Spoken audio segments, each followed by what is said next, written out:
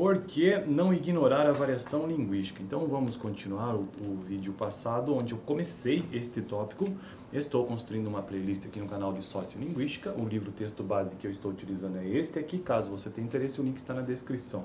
Sociolinguística é uma das áreas da linguística e, basicamente, pela própria palavra, é a área da linguística que faz a relação entre sociedade e língua. E aí já gravei diversos vídeos sobre sociolinguística, eu já estou na parte 2 aqui do livro, inclusive. Por que não ignorar a variação linguística? Então já tratei no vídeo passado e vamos continuar a leitura do texto em si.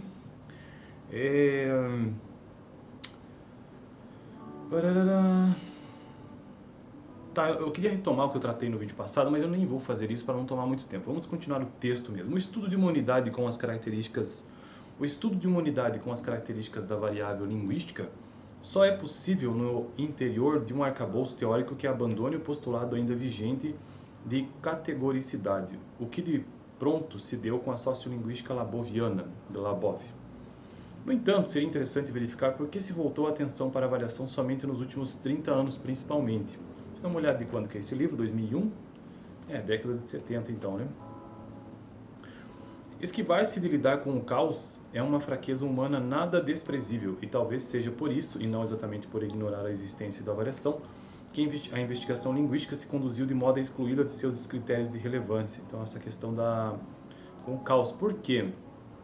Porque nós começamos o vídeo passado entendendo que, justamente por acreditar que a variação consiste numa espécie de caos organizado, cujos princípios merecem ser escrutinados, é que os sociolinguistas voltaram a atenção para o seu exame. Então, na verdade, o ponto de vista da língua principal do sociolinguista, né, é entender que a língua, ou a variação, né, consiste numa espécie de caos organizado, e que isso é observado pelos sociolinguistas.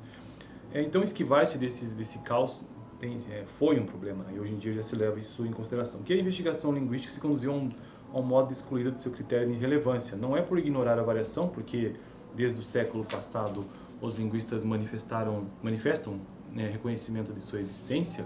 Em 1885,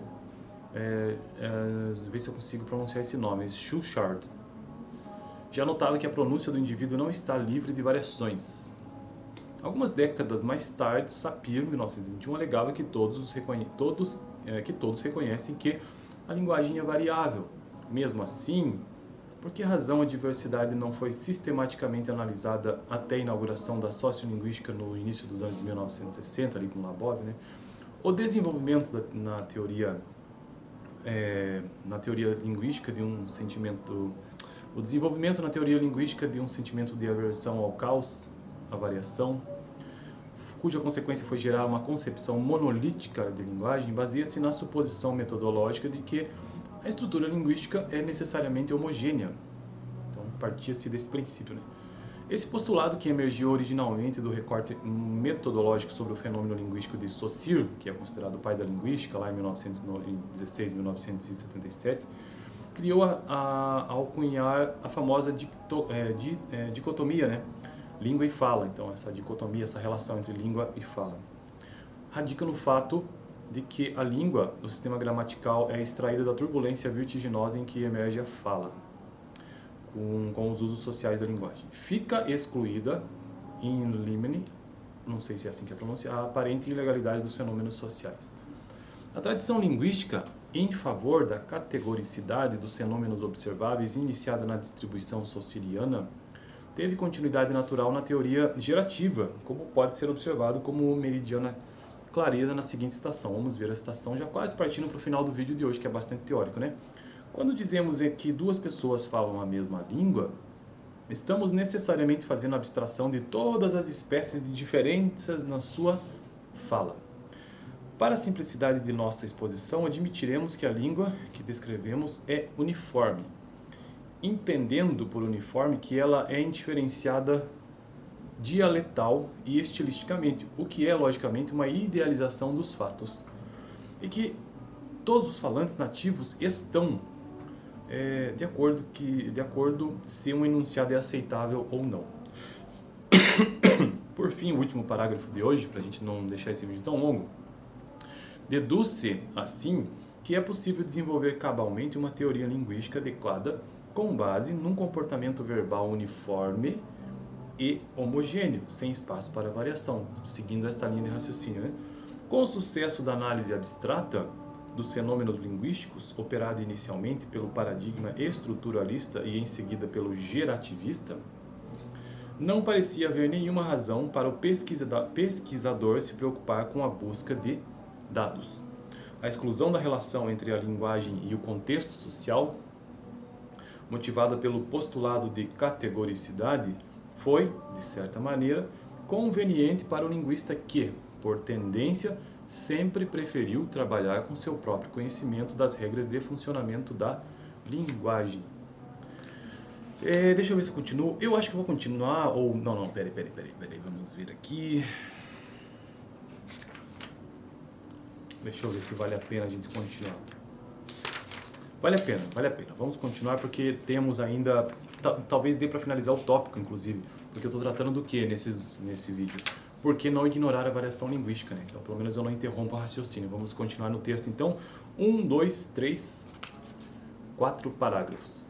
Entretanto, a idealização da comunidade de fala não significa, obviamente, ignorar a existência de variação. Que tratamento dar a ela no contexto de uma concepção abstrata de linguagem? As explicações ficaram sujeitas a duas alternativas. Primeiro, as variantes pertencentes a diferentes sistemas linguísticos coexistentes na mesma comunidade de fala e a alternância entre elas não passa de um exemplo de mistura dialetal ou de uma mudança de código. As variantes se substituem uma a outra livremente, variantes livres, constituindo, portanto, fenômeno secundário de pouca relevância para o estudo da gramática de uma língua. Para ilustrar essas duas posições, poderíamos considerar a aplicação da regra de concordância verbal na língua portuguesa. A primeira explicação afirma que o falante flutua entre dois diferentes sistemas. Ou faz uma mistura dialetal sempre que alterna um enunciado em que o verbo concorda em número com seu sujeito, como aí chegaram os caras, com um enunciado como aí chegou os caras, em que o verbo não estabelece concordância. A segunda explicação afirma que a concordância está em variação livre na gramática do falante, isto é, trata-se de um uso submetido à seleção facultativa, ao livre arbítrio do falante.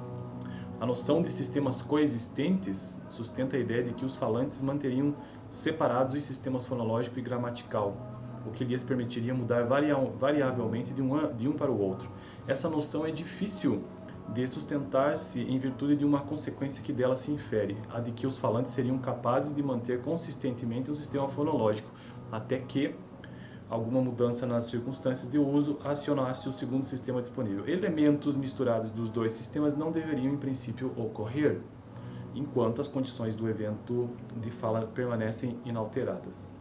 A noção de variante livre, que se assenta na ideia de que formas alternativas não passam de meras flutuações submetidas ao livre-arbítrio do falante, apresenta também consequências discutíveis. Se duas variantes são realmente livres, segue-se forçosamente que elas não podem ser condicionadas por nenhum fator, embora a observação mais desinteressada possível do fluxo de fala mostre claramente que variantes em uso se acham sempre fortemente vinculadas, pelo menos, a fatores sociais, o que torna seu comportamento empiricamente previsível e passível de formulação teórica. A inadequação e a fragilidade desse tipo de consideração se tornam ainda mais evidentes se voltarmos a atenção para processos variáveis que se situam na intersecção entre a gramática e a fonologia. Com os fenômenos de simplificação de grupos consonantais do inglês negro norte-americano, por exemplo, como bold, atrevido, pronunciada bold, e rolled, rolou, rolava, pronunciada roll. A questão central aqui diz respeito diretamente à própria estrutura linguística. Grupos consonantais da forma consoante, vogal, consoante mais consoante, que envolve uma marca de pretérito como rolled, devem receber o mesmo tratamento que os grupos da forma consoante, vogal, consoante, consoante, como bold, que não perdem nenhuma informação gramatical com o cancelamento do D final. Teorias linguísticas, já para finalizar o vídeo de hoje, que já ficou gigantesco, teorias linguísticas de base formal não possuem critérios nem meios adequados para expressar a configuração deste fato, uma vez que tanto bold quanto rolled se incluiriam na mesma regra opcional ou facultativa, e só um tratamento quantitativo de dados da língua em uso no contexto social permite observar que as formas que envolvem valor de pretérito passado, né, como rolled, apresentam menor frequência de cancelamento de D que as formas como bold, que não se envolvem com esse tipo de conteúdo. É como se os falantes se sentissem bloqueados diante do apagamento de uma forma que expressa um valor semântico de pretérito. Então, este foi o vídeo de hoje, bastante longo, para finalizar logo este tópico, né? Por que não ignorar a variação linguística? E por que não ignorar a variação linguística? Porque ela simplesmente acontece, ela surge naturalmente mesmo, faz parte da linguagem humana estas características, né?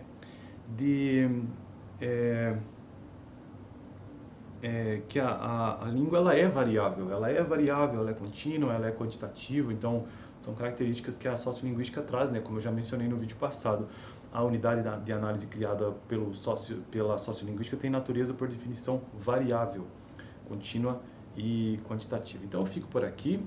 Este foi um texto bastante extenso, mas a gente precisava passar por ele. E no próximo eu quero começar por que se ignorou a variação linguística. Nós vamos tentar entender por que então. Porque nesses vídeos, o vídeo passado e hoje, eu tratei sobre por que não ignorar a variação linguística, né? Então, por que se ignorou a variação linguística no próximo vídeo, e eu fico por aqui. Valeu, estamos quase terminando a playlist de sociolinguística.